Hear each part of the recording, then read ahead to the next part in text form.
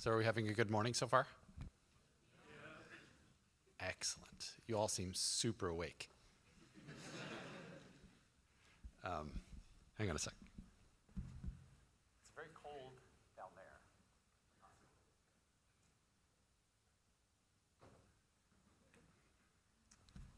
All right, I'm going to try to do this with both hands full. Usually, as a New Yorker, I tend to gesture a lot. So if the microphone goes flying off the stage, you'll see me scurry off to go get it. So good morning. My name is Jeff Watkins, and I have the considerable pleasure to talk to you about Considerate Apps. Now, we're all super busy adding the latest and greatest features to our applications, right? We want to have interruptible animations, maybe some machine learning, some Swift UI in there, perhaps some tests. And it's possible that maybe we've lost a little bit of a sight of what made our app so great in the first place, that minimum viable product that actually got our users excited about our app, that thing that made it so that they could do something that they couldn't have done before, right? That notion that, oh, look, I'm able to do this thing for the very first time, and that's why I love your app. Because I don't know about you, but I don't love an app because it's got animations. I don't necessarily love an app because it's got machine learning. I love an app because of the things it allows me to do. Now, a considerate app is an app that accepts a user, including their limitations, right? And still provides that rich and immersive experience. Now, what I mean by limitations are things like motor limitations, right? Maybe they don't use their fingers as well as you and I, so they have a harder time tapping things on the screen. Maybe they have hearing limitations like I do. I just have sort of come to the realization, am I in a feedback zone? I've come to the realization that maybe I need to start thinking about getting hearing aids. Maybe they have cognitive limitations and they have trouble reading. Or more commonly, they have vision limitations, also like I do. And we need to make sure that our applications are providing a great experience for those users. Now, also, not necessarily a limitation, but something that we need to keep in mind is that not everyone speaks or reads the language that we've designed our application in. So we need to be considerate of all of these concerns for our users and develop a great app. Now, I wish I could say that the app that I build every day, the Wealthfront app, is a considerate app. It's not quite there yet. It supports voiceover really, really well, but we don't do dynamic type. So it's not so great for people who need that assistance. We're working on it. It's on the roadmap, and we're hiring. So, maybe we'll get there sooner rather than later. But today I'm going to talk about 3 apps. The first is the Nordstrom app, and that's an online shopping app from Nordstrom, which is a high-end clothing retailer with a particularly strong brand recognition amongst wealthier shoppers.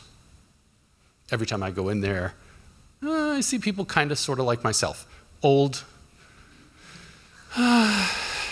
but with a fair bit of money. Now, their target demographic, the people they're trying to reach, are younger people, 24 to 35. That's the people that they're advertising to. You can tell by their models, right? And the clothing that they're advertising.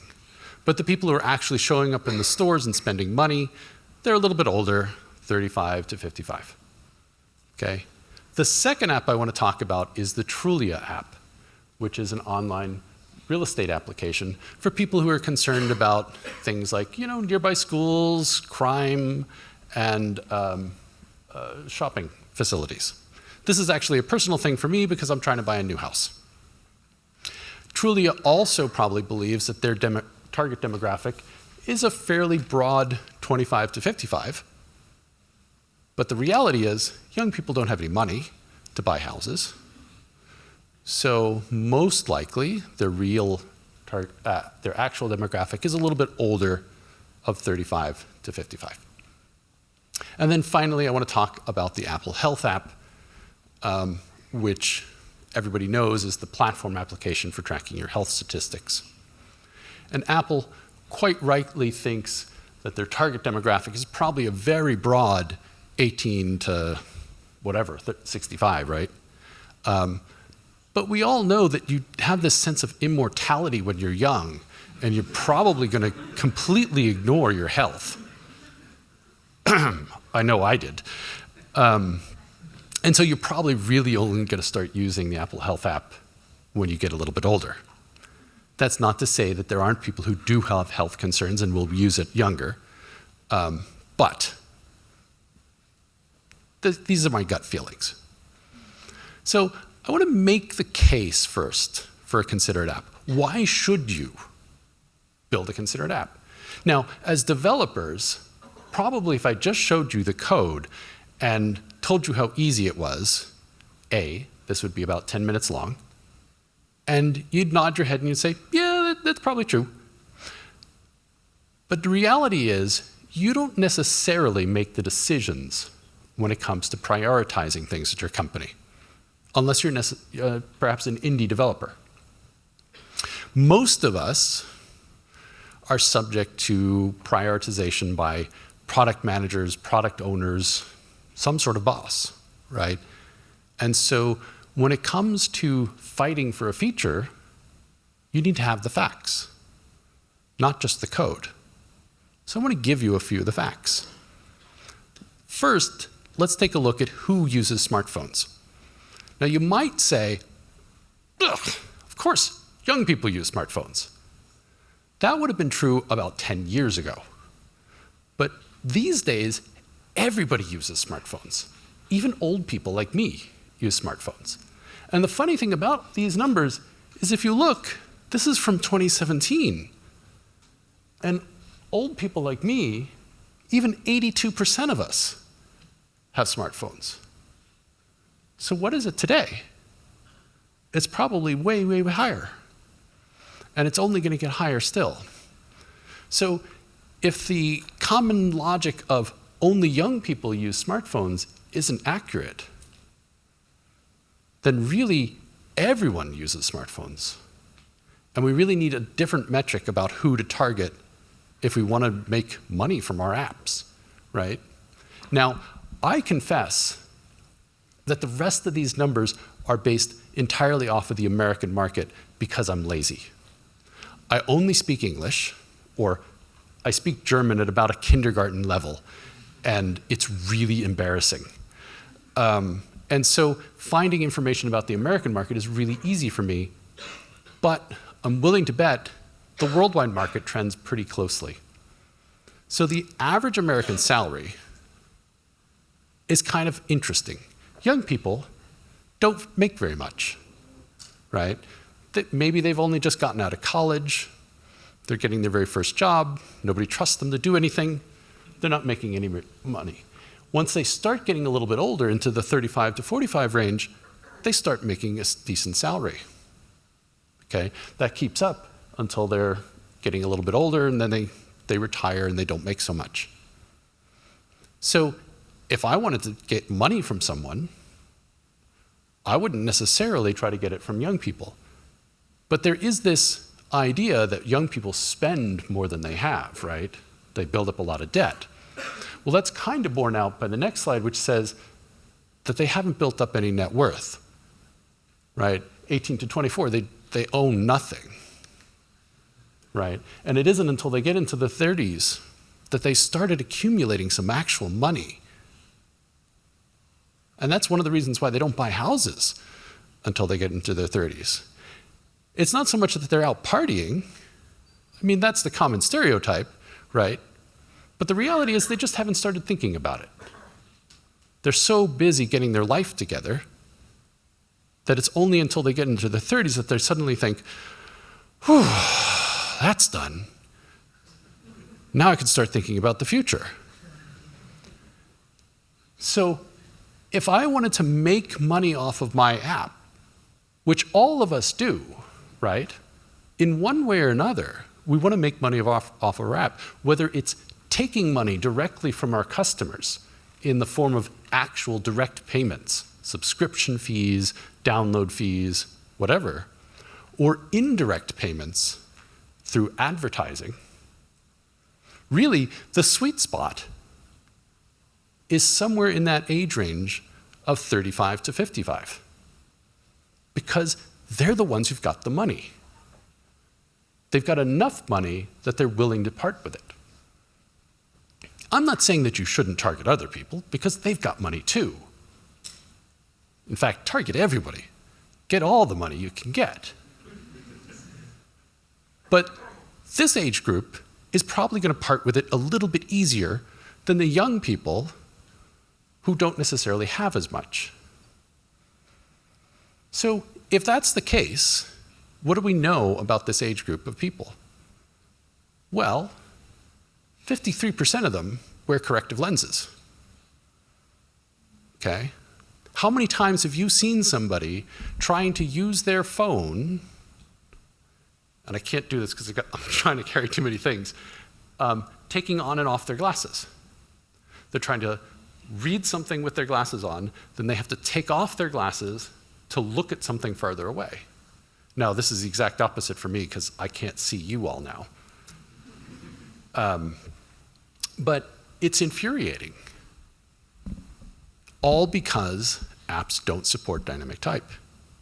Now, this number goes even higher as you get older, to 67%. And again, these are American numbers, but I'm sure it's not unique to America. And as you get truly old, right, that dreaded age of 55 and up, nearly 3/4, actually more than 3/4 of them wear glasses. Okay? So that's a lot of people wearing corrective lenses. And I'm pretty darn sure that older folks are not wearing contacts. So they're literally taking on and off their glasses when they want to use their phone. That's infuriating. Now, on top of that, there's a certain segment of the market that even with corrective lenses still can't see well. And I'm sure you've been in meetings where some business guy or gal has said, if I could just get 5% of the market, we'd be set. We'd make all the money, right? Oh, look, here's 6.7% of the market. And if you ignore it, you're only going to start with 80-something percent of the market, right? Or 90-something percent of the market. You're cutting off a big chunk of the market just by ignoring people who have vision limitations. But more importantly, at least in America, you may be letting yourself in for legal liability. Recently, Domino's Pizza, which is run by terrible, terrible people, fought to keep their website and app inaccessible to people with vision limitations, and they were handed a stunning defeat by the court. In fact, I was actually surprised that the court gave them a defeat. The court said that the inaccessibility of Domino's website and app impedes access to the goods and services of its physical pizza franchises, which are places of public accommodation. Now, the trick is that the Americans with Disability Act specifically calls out what is a public accommodation. And a restaurant is a public accommodation. But it's possible that other things are now going to be lumped into that public accommodation, because previously only government websites and apps were considered public accommodations. Now it's being broadened. And it wouldn't surprise me that places like the European Union, which actually care a bit more about human rights, are a bit more stringent. So now that I've bored you with the facts and statistics, let's talk about something more interesting, like dynamic type and voiceover. And we're going to start with voiceover. Now, as everybody knows, voiceover is the platform support for screen reading on iOS and Mac. And it's really easy because for the most part, you don't have to do anything to take advantage of it. If you use the standard controls in your app, you'll get great support for voiceover. Now, the truth is, you should do a little bit more than nothing. Because if you do nothing, your app will kind of sound stilted and terrible. And it'll be hard to navigate. But it's really easy to go a little bit beyond that default support and get a really great UI. And today, I want to pick on Trulia a little bit because they've gone a little bit further than they had to by providing a custom accessibility label for each cell in their open house list. Now, this house happens to be around the corner from where I live, and it's one of the ones that I looked at when I thought I was going to stay on Bainbridge Island. Now, I want you to listen to the announcement for the open house. Oh, good. This is working terrifically. Hold on just a moment. We tested this before.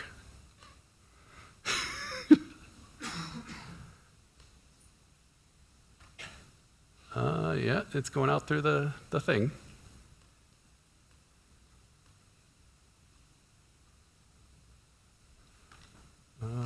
Trulia. One open house in 98,110. For sale. $0 minus $1.3 million. 2 plus BD. 2 plus BA. 2,000 plus SQFT. Just now. Open house. $899,000. 3 BD 4 BA 3,613 SQFT. 4,652 Island Abbey NE. Bainbridge Island. WA. Open. The 14th of December. 13. And the 15th of December. 13. That's a lot of info. So it's questionable whether or not they should have all that info in one cell, but they do. So we're gonna stick with that. But there's something that bothered me right off the bat. Like I said, this house is around the corner from where I live. And this very first sentence kind of freaked me out. One open house in 98,110. One open house in 98,110. If I wasn't sighted, I wouldn't have the slightest clue what it was talking about. See, the most important thing with VoiceOver is you have to listen to your app. VoiceOver should sound like a trusted assistant telling you what you need to know, right? And in this case, the Trulia app doesn't.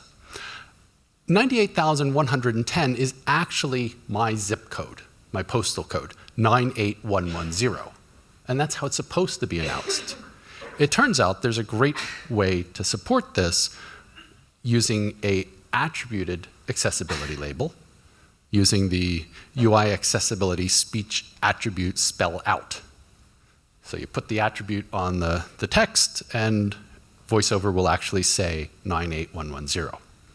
You can also put some other attributes on your text to get different effects. So for example, if you have a phrase that VoiceOver always mispronounces, like people's names, for example, you can use UI accessibility speech attribute IPA notation, so the International Phonetic Association notation to get it to phonetically spell out. And then lastly, you can do UI accessibility speech attribute punctuation if you have things like IP addresses, so 192.168.1.1. It'll pronounce even the punctuation. And this is super helpful because you want to actually have VoiceOver sound like it knows what it's talking about. because if the person using your app isn't sighted, it's trusting in VoiceOver. Well, the next sentence bothered me as well, as you can imagine. So let's listen to that. For sale, $0 minus $1.3 million. 2 plus BD, 2 plus BA, 2000 plus SQFT. Just now. Okay. So the snarky part of me wants to say that $0 minus $1.3 million is negative $1.3 million. And does that mean that they're going to pay me $1.3 million to take their house? And if so, what's wrong with it? So when we're building an app, very frequently, we'll make concessions, typographical concessions, right? We'll use a minus sign when we really typographically should use a dash. It makes me sad, but it's a true thing, right? Because we've only got so much space. In this case, I would argue that that's not true because it just wraps, and so you really should have used the dash anyway. But VoiceOver doesn't know that. It's just going to read what you have. But more importantly, what the hell is BA and BD and SQFT? We sighted people know, right? Because we look at it and we can say, oh, well, clearly that's the abbreviation for bedrooms and bathrooms and square feet. But it's not obvious when VoiceOver gets to it and mangles it. So the trick here is you want to use a custom formatter, right? You want to make sure that you are formatting the text for speech rather than for display. And that's not hard, it just requires a little bit of extra work. So it wouldn't be fair of me to poke fun at Trulia if I didn't do a little bit of work to correct how the VoiceOver should sound. So let's take a listen to my attempt to make VoiceOver sound a little bit better for Trulia.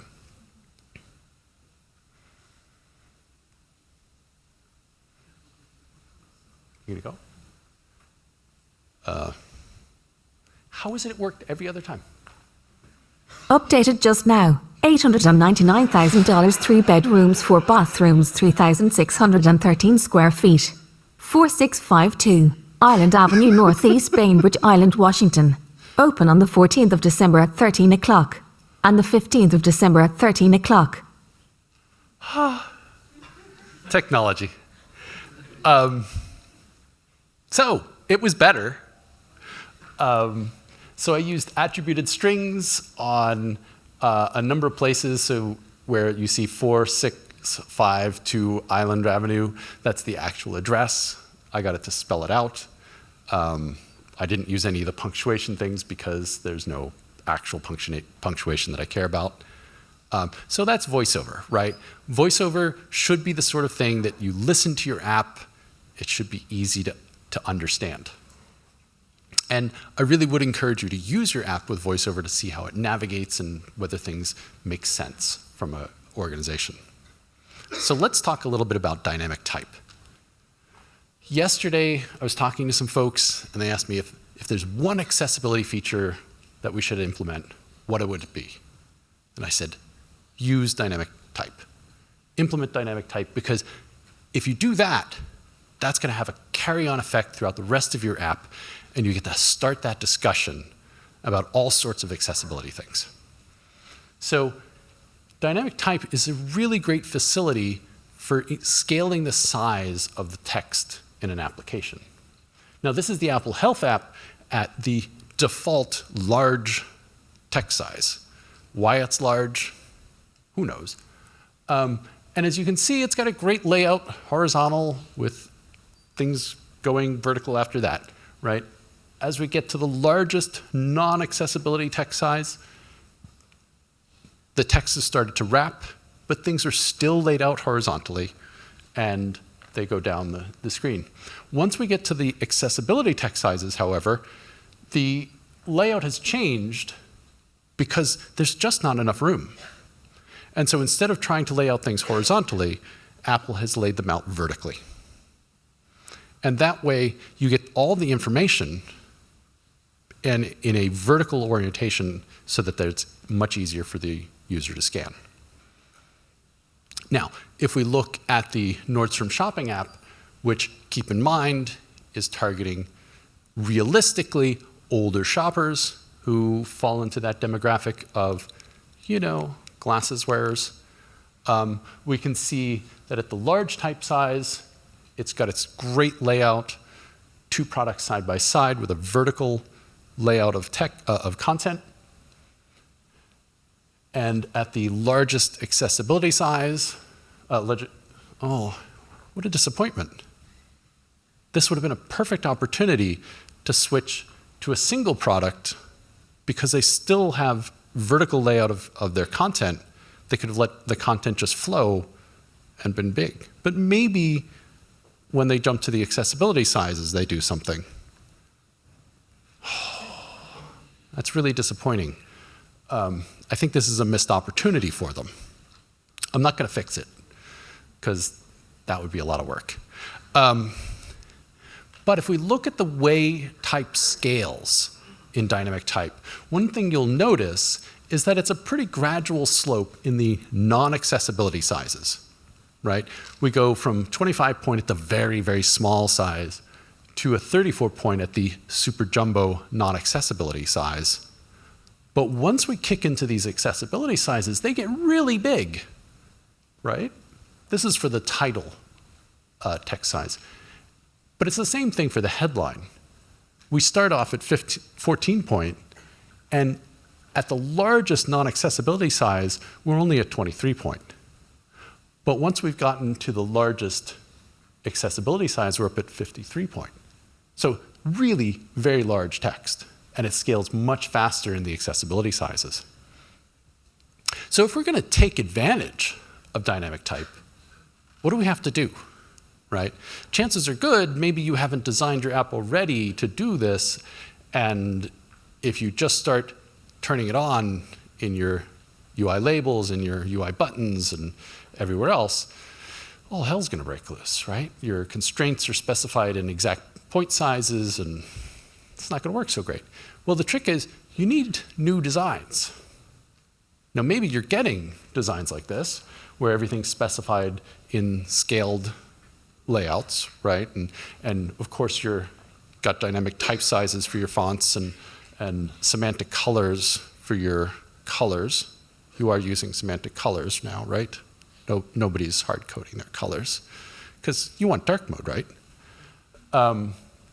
But more importantly, you need a second design for when you switch to vertical. Because if you don't have a layout for vertical, then what do, right? All you've got is that horizontal layout, and you have to cram everything into the horizontal view. Now, it's really easy, it turns out, to switch between these two layouts. In our trait collection did change, all we need to do is check whether the preferred content size category has actually changed, and then we call this made-up method set needs update effective orientation. And don't worry, there's actual sample code, so it's okay. And then inside that update effective orientation, we determine the ideal orientation. And the ideal orientation simply determines whether or not it's an accessibility category size. And if it is, it returns a vertical orientation. If it's not, it returns a horizontal orientation. Super easy. And what that leaves us with is a header that in the non-accessibility sizes scales nicely and remains horizontal, and in the accessibility sizes flips to a vertical layout. And this happens as the user changes their dynamic type size. Now, this is fantastic. It works really nicely, it's very smooth, it's easy to understand, and it's really super great that everybody speaks English. Because that's how I designed this, right? No, it turns out, of course, that English is a small minority of the languages spoken in the world, and is a very small minority of the people actually spending money on apps. And so remember, my motivation is I want to make money on my app. And so if I want to make money on my app, then I need to localize my app. And if I localize my app and I take this header as it's designed, I wonder how that works. Oops, that's not so great, right? Right away here, it's truncating. Now, I could go back to my designers and I could say, it's not working so great. Maybe we could go to 3 lines in the header. And that might work, right? But what if we change the text later, or we translate into German, which is notorious for having really, really, really long text? Would that mean that I wind up with 4 lines? Where does it end, right? At some point, I need to be more flexible, even than this amount of flexibility. At some point, I need to understand that there really are, and this is where there are 2 axes of size here, right? There's the size of the content, the actual amount of content that I'm displaying, and the size of the text. And it's really hard with rules like this to be flexible enough. We need something that's more flexible, more adaptive, more considerate of the user. So what are we going to do? Oh, this is the accessibility size. What we do is we change it up. We say, in our compute ideal orientation, we want to determine whether or not the title will truncate, okay? Because we really care whether the title truncates. And in title truncates, we need to compute our measuring bounds, which is the width of the actual UI label. And in Objective-C, which is near and dear to my heart, this would be CG max float. However, Swift makes me type something that's really, really long and makes my slide ugly. So it's 1,000.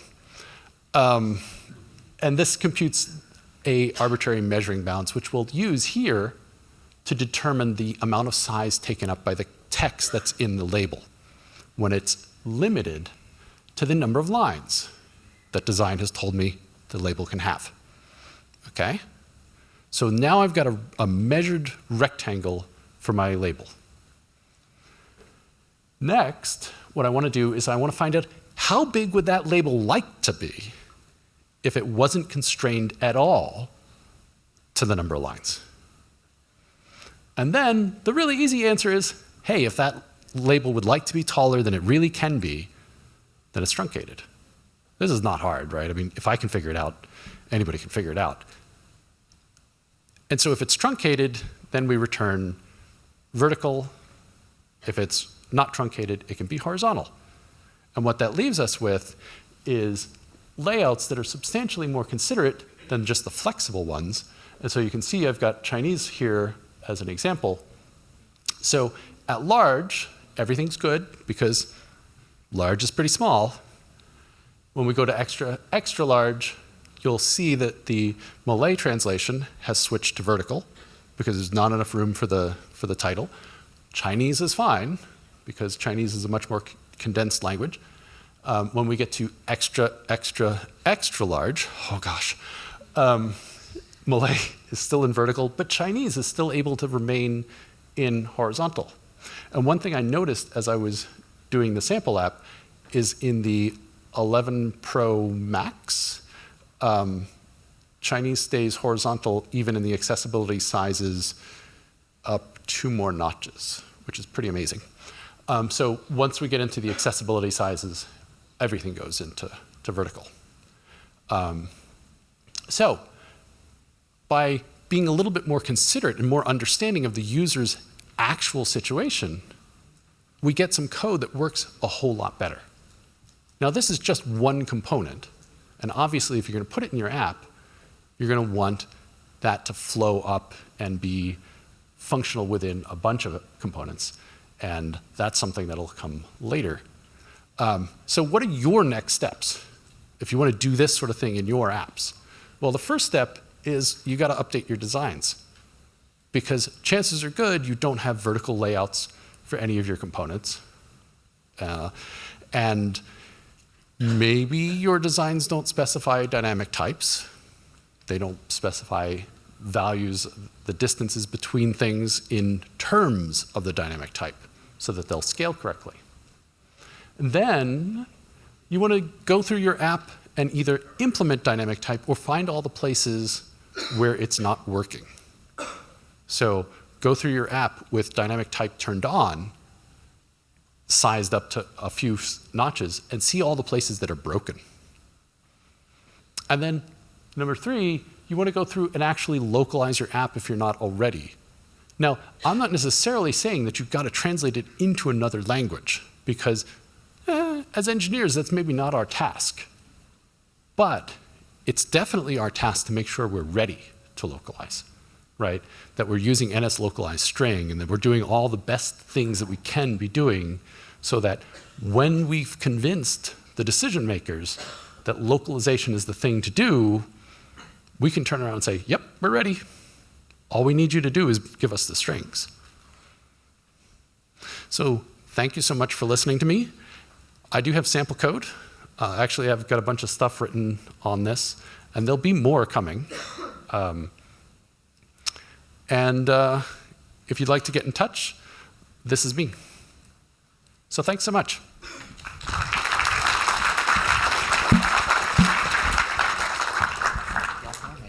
I think you should take the top question. Okay. Yeah. All right. So apparently I have some questions. Yeah, just one. How to convince project managers to support?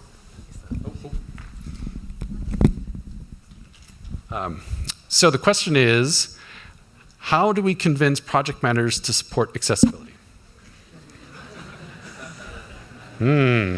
Well, I may have given you a little bit of information on that. So just a show of hands, how many of you wear glasses today? Okay. How many of you, no, keep your hands up. How many of you wore glasses when you were a child? Ooh, look at all those hands go down. How many of you with your hands up are over 40?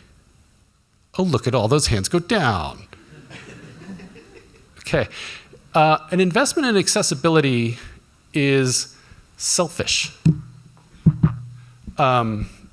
Because sooner or later, everyone needs it. Because sooner or later, we all develop limitations, right? When I was a kid, I didn't have hearing problems. I mean, I probably did, they just weren't diagnosed. But as many of you have noticed, right, you didn't have vision problems when you were younger. Now you do. And it's possible that you may develop neurological problems. Many people develop motor control problems as they age. Their fingers start to shake, right? These are common problems that everyone is subject to sooner or later. And the fact is that it's more a matter of compassion for your users. And they're human beings, and at the end of the day, they're going to support the companies that support them, right? And I hate to put this in terms of money, right? But they are very willing to give their money to the companies that treat them like human beings. And I'm not above taking money. I'm not above taking money from anybody. So if I can make a better experience for all of my users, then that just makes sense, right? Now, you will find product managers who are just not going to care. And if you can't convince that company, then maybe that's time that's a good message to move on.